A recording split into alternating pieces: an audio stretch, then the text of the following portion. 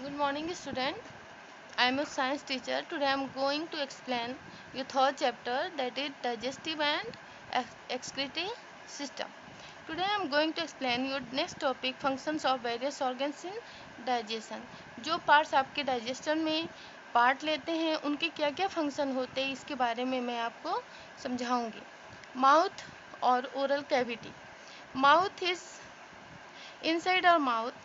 The food is broken into smaller pieces with the help of our teeth. The salivary glands present inside the mouth secrete saliva that contains digestive enzymes. These digestive enzymes convert the starch present in the food into simple sugars. जब हम mouth में मुंह में food को लेते हैं तो वो हमारे अंदर जो मुंह के अंदर टीथ होते हैं वो फूड को क्या करते हैं, च्यू करते हैं, चबाते हैं और जो भी फूड आप लिए रहते हैं उनको छोटे छोटे पार्ट्स में तोड़ते हैं.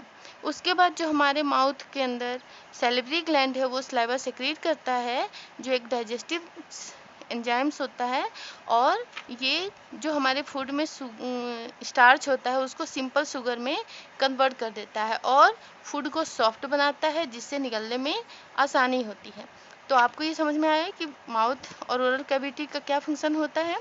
The food pipe. इसके बाद क्या होता है, जब फूड को आप निकलते हो तो वो कहाँ जाता है, फूड पाइप में, और फूड पाइप को ही एसोफेगस भी कहते हैं. फूड पाइप आपके नेक से होते हुए चेस्ट तक जाता है जिसमें एक प्रोसेस होती है पेरिस्टाल्सिस की. ये वेव लाइक मूवमेंट होता है जिसमें एक बार सिकुड़ता हुआ और फिर फैलने, मतलब फूड जब अंदर की तरफ जाता है तो फूड पाइप में क्या होता है, पेरिस्टाल्सिस की प्रोसेस होती है जिसके थ्रू फूड फॉरवर्ड की तरफ बढ़ते हुए स्टोमक में आता है. स्टोमक क्या होता है, the stomach is a thick walled J shaped muscular bag. It is widest part of the alimentary canal. The stomach ही आपका, स्टोमक में क्या होता है, ये जेस सेपरेट होता है, मस्कुलर होता है, थिक होता है. इसकी जो वॉल होती है वो थिक होती है और ये चौड़ा पार्ट होता है. एलिमेंट्री कैनाल का ये सबसे वाइडेस्ट पार्ट होता है और ये क्या करता है, सेक्रेट करता है कौन कौन से एंजाइम्स को, हाइड्रोक्लोरिक एसिड, म्यूकस और डाइजेस्टिव जूस को सेक्रेट करता है. जो आपकी बॉडी में हाइड्रोक्लोरिक एसिड क्या करता है, ये जो आपके फूड के साथ बैक्टीरिया इंटर किए रहते हैं उसे ये acidic makes the medium inside the stomach acidic. इसको पेट में एसिडिक बनाता है. The digestive juices break down. Digestive juice का क्या फंक्शन होता है, ये फूड में जो प्रोटीन्स होते हैं उसको सिंपल सब्सटेंसेस में, कम्प्लेक्स प्रोटीन को सिंपलर सब्सटेंसेस में ब्रेक करता है. अब इसके बाद फूड कहाँ आता है, द स्मॉल इंटेस्टाइन में. स्मॉल इंटेस्टाइन का क्या फंक्शन होता है, the digestion of food is completed in small intestine. जो फूड का डाइजेशन होता है वो स्मॉल इंटेस्टाइन में कंप्लीट होता है. The small intestine is highly coiled and is longest part of the alimentary canal. About 7.5 metre long होता है. जो एलिमेंट्री स्मॉल इंटेस्टाइन होता है उसकी लंबाई कितनी होती है, 7.5 मीटर, लगभग 7.5 मीटर लंबा होता है. ये बहुत ज़्यादा क्वाइल मतलब क्या होता है, घुमा हुआ होता है, ऐसे मुड़ा होता है. It receives secretion from the liver and the pancreas. Its wall also secretes several digestive juices. जो स्मॉल इंटेस्टाइन की वॉल होती है उससे भी बहुत सारे डाइजेस्टिव जूस सेक्रेट होते हैं, लेकिन इसमें इसको ये लीवर और पेनक्रियास से जो सेक्रेशन होता है उसको रिसीव करता है.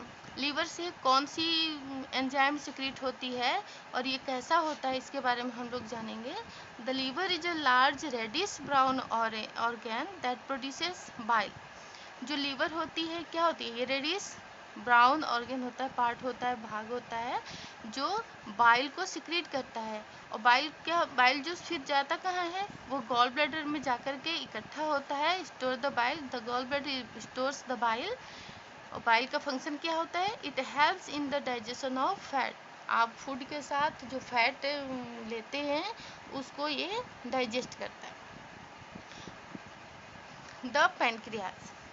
The pancreas is a cream colored and leaf shaped gland located just below the stomach. Stomach के जस्ट नीचे क्या होता है, पेनक्रियाज होता है। ये लीफ की तरह है ना, पत्ती की तरह है, तो लीफ शेप्ड होता है और ये स्टोमक के जस्ट नीचे होता है। ये क्या सिक्रेट करता है, इट प्रोड्यूसेस पैनक्रियाटिक जूस। ये पैनक्रियाटिक जूस को सिक्रेट करता है जो कार्बोहाइड्रेट, फैट्स एंड प्रोटीन को सिंपल फॉर्म में चेंज करता है। नेक्स्ट टॉपिक इज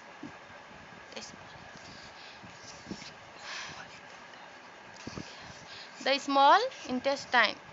अब स्मॉल इंटेस्टाइन का स्ट्रक्चर कैसा होता है इसके बारे में जानेंगे हम लोग। The small intestine absorbs the nutrients. इसमें जब डाइजेशन होता है तो जो न्यूट्रिएंट्स होते हैं उसको ये एब्जॉर्ब करता है, और इसमें जो स्मॉल इंटेस्टाइन होती है उसके इनर साइड में फिंगर लाइक प्रोजेक्शन होते हैं। मतलब उसमें फिंगर लाइक प्रोजेक्शन निकले होते हैं अंदर की तरफ से, जिसको वेली कहते हैं। Each Wallace has a network of thin and small blood vessels close to its surface। इसके स्ट्रक्चर के बारे में।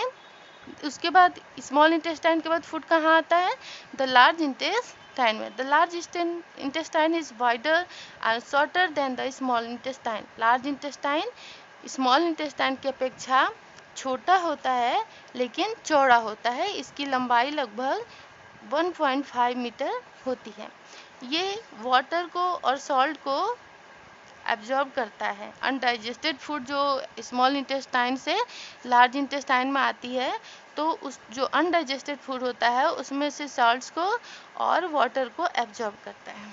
During this period mineral and vitamins do not need to be change, the cells are able to absorb them as they are.